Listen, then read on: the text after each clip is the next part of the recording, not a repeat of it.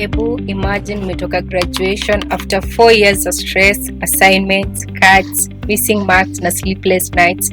Alafu picha zako ni za simu ya kazini yako mwenye alikuwa na shake kamera vibaya.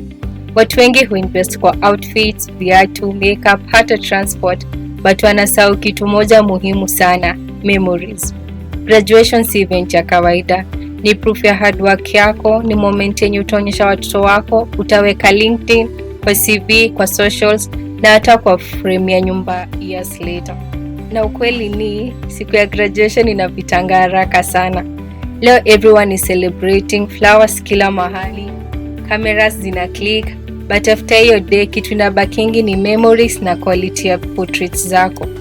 Na hapa ndio watu wengi hu regret. Unaona mtu akisema, walai ningejua ningebook photographer mapema, ama picha zangu ziliharibika, ama nitategemea tu mabeshte wanipe picha.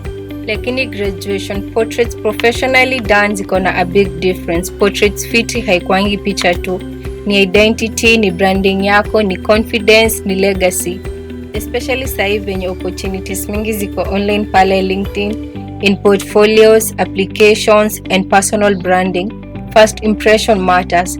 Na ndio maana sisi tunakuja kuhakikisha graduation yako haikai ordinary.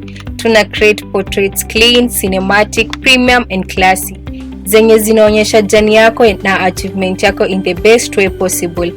Hatufanyi tu kupiga picha, tunakutengenezea memory yenye itakuwa timeless. So kama graduation yako iko karibu, usingoje mpaka siku ya mwisho. Book session yako mapema, tuhakikishe siku yako imecapture vizuri, because ulisafa sana kufika hapa. Usikubali memories zako zikuwe low quality. DM sasa to create graduation portraits zenye zina feel expensive, memorable and worth every shilling.